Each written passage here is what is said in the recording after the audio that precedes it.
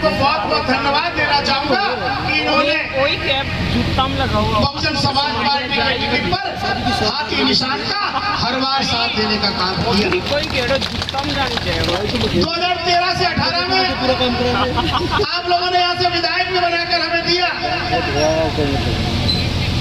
विधायक बनने के बाद केवल भाई पूरण बल सैनी जी का ही सम्मान नहीं बढ़ा, आप लोगों का सम्मान भी बढ़ा और बहुजन समाज पार्टी का सम्मान भी उस समय बढ़ा।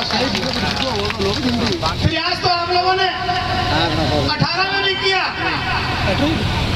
लेकिन कहीं ना कहीं आपके प्रयासों में कमी रह गई। क्यों कमी रह गई?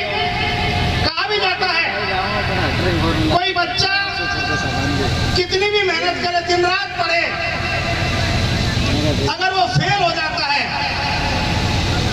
तो ये कहा जाता है कि पढ़ता नहीं होगा, मौज मस्ती करता होगा, रजाई में भी ओढ़कर सो जाता होगा। लेकिन अगर वही बच्चा फिर भी कहे कि नहीं, मैं 12 घंटे में से 10-10 घंटे, 12-12, 14-14 घंटे पढ़ाई करता था, महीनों मैंने खाना नहीं खाया, महीनों नहीं सोया, तो कोई उसकी बात नहीं मानेगा। अगर दूसरी तरफ वही बच्चा अगर पास हो जाता है तो चाहे वो कितनी भी मटर गश्ती करता हो, घूमता हो, लोग कहते हैं कि यार दिखता तो ऐसा था लेकिन मेहनत करता था। सच्चाई है कि नहीं है? तो कहीं ना कहीं हमारे प्रयासों में कमी रही है। साथियों, आज मैं कहना चाहता हूं, बहुजन समाज पार्टी सर्व समाज में भाईचारा पैदा करना चाहती है। बहुजन समाज पार्टी का उद्देश्य है, बहुजन समाज पार्टी का सपना है कि हर व्यक्ति को आगे बढ़ने का मौका मिले, हर व्यक्ति को बराबर का सम्मान मिले। साथियों, बहुजन समाज पार्टी 1984 में मान्यवर साहब काशीराम जी ने बनाई। बहुजन समाज पार्टी बनाने की आवश्यकता आखिर क्यों पड़ी? साथियों,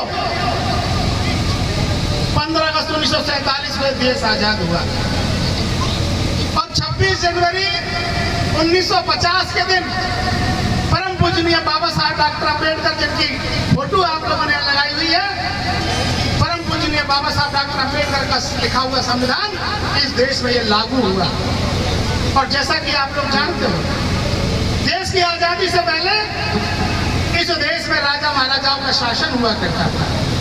और राजस्थान की बात हम लोग करें तो तमाम राजे रजवाड़े राजस्थान में हुआ करते थे, तमाम घर हुआ करते थे। लेकिन बाबा साहब डॉक्टर अम्बेडकर ने इस देश का संविधान लिखा। और जैसा कि आप लोगों को पता भी है, पहले राजा रानी के पेट से पैदा होता था। जो भी बच्चा रानी के पेट से जन्म लेता था, बड़ा होकर उसका राज तलब होता था, वही राजा बनता था। लेकिन बाबा साहब का लिखा हुआ संविधान इस देश में काम करने लगा। और साथियों, आज स्थिति यह है कि राजा रानी के पेट से पैदा नहीं होता, आज राजा एक मेहतरानी के पेट से भी पैदा हो सकता है। ये सच्चाई है। आज जो एमएलए बनता है, एमपी बनता है, प्रधान या प्रमुख बनता है, सही मायने में यही आज का राजा है। बताओ, है कि नहीं? पहले राजा महाराजाओं की जिम्मेदारी होती थी कि वो अपनी जनता के दुख दर्द का ध्यान रखे, आपके विकास के लिए काम करे। और आज ये जिम्मेदारी इन चुने हुए लोगों पर आन पड़ी है, जिनको हर 5 साल में आप लोग चुनकर भेजते हो। इसलिए साथियों, मैं एक अपील आप लोगों से करना चाहता हूँ, निवेदन करना चाहता हूँ। देश की आजादी को 75 साल हो गए। आपको फर्क समझना चाहिए, अपने पराये में फर्क आपको समझना चाहिए। यूं तो 75 सालों में आपने तमाम एमएलए बनाए, तमाम जो जनता मेरे सामने बैठी हुई है, तमाम एमएलए आप लोगों ने बनाए। कभी आपने कांग्रेस का विधायक जिताकर भेजा, कभी आप लोगों ने भारतीय जनता पार्टी का विधायक जिताकर भेजा। 2013 में आप लोगों ने बहुजन समाज पार्टी का विधायक जिताकर भेजा। फर्क अपने आप मुझे बता दीजिए, 13 से 18 के बीच में आपको फर्क दिखाई दिया कि नहीं दिया? ये मुझे बता दीजिए, बताइए, फर्क दिखाई दिया कि नहीं दिया? इसलिए साथियों, मैं एक अपील आप लोगों से निवेदन करना चाहता हूँ। बहुजन समाज पार्टी अब की बार राजस्थान में राज की लड़ाई लड़ रही है। अभी हमारे पास एक पत्रकार साथी ने हमसे पूछा भी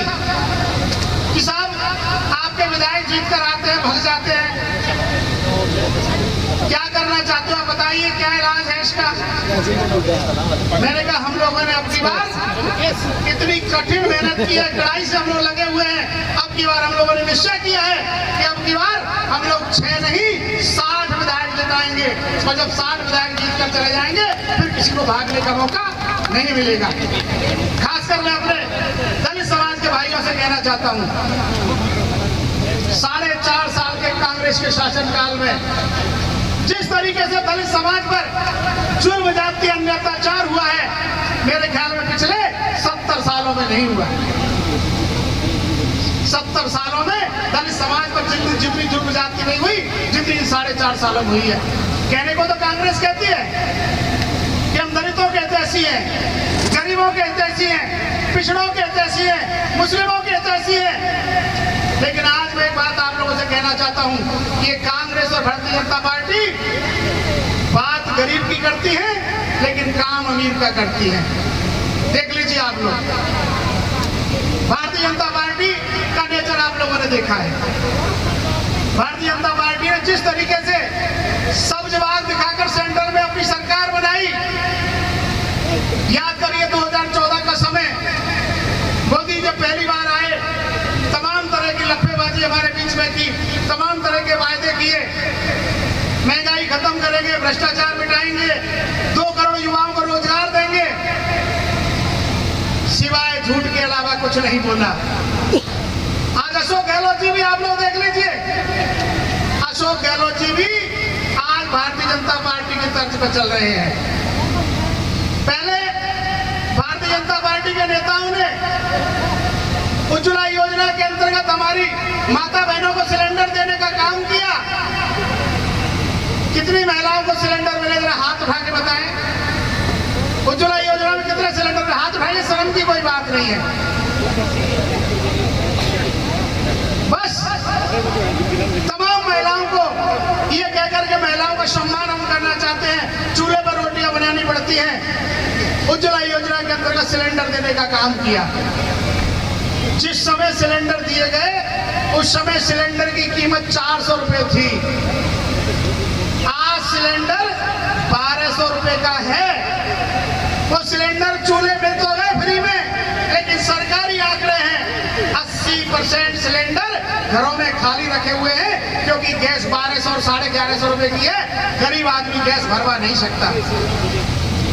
5 किलो गेहूं और 2 किलो चावल में हमारा वोट देना चाहती है सरकार है। कितने दुख की बात है, कितने शर्म की बात है।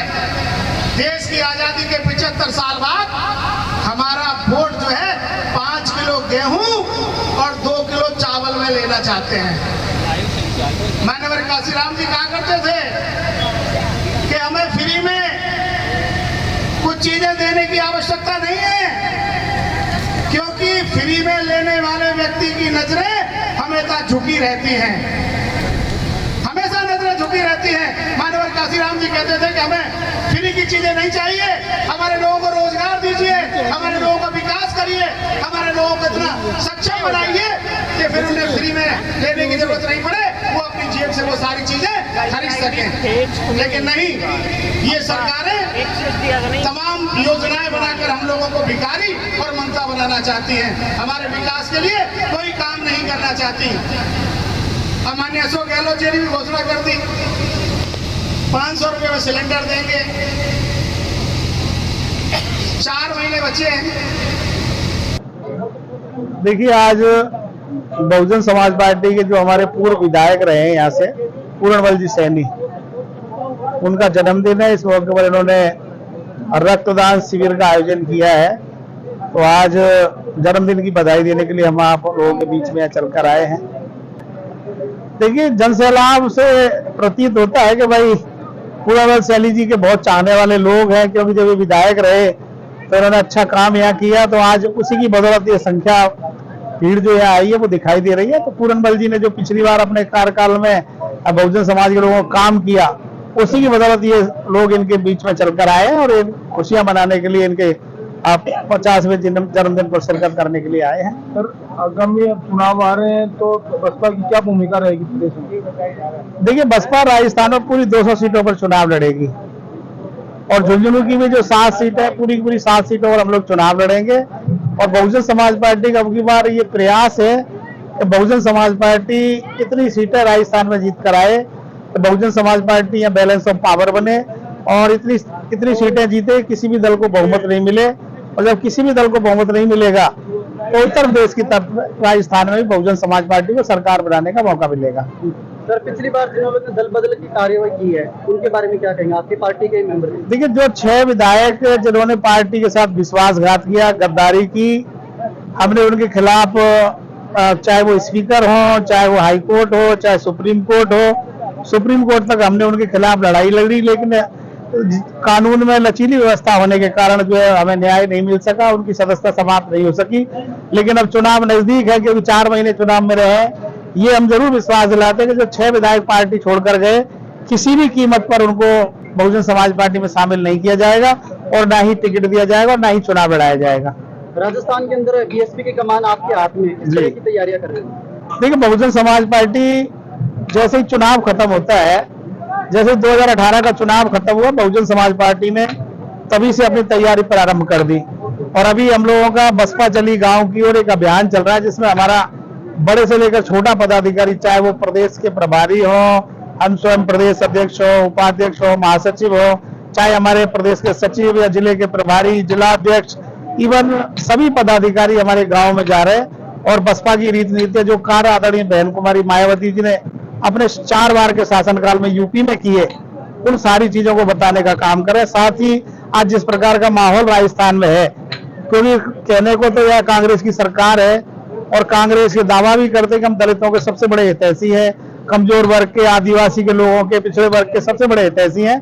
लेकिन जितने 4.5 साल में जुल्म जाति अन्य अत्याचार, चाहे वो दलित हो, मुस्लिम हो, आदिवासी हो, माइनॉरिटी के लोग हों, चाहे वो पिछड़े वर्ग के लोग हो, जितना ज्यादा जुल्म जाति 4.5 साल में राजस्थान में हुआ है, इसको जनता समझ रही है और जनता ने पूरा मन बना लिया कि अब की बार वो परिवर्तन लाएगी। भगवान सिंह बाबा, प्रदेश अध्यक्ष, बहुजन समाज पार्टी।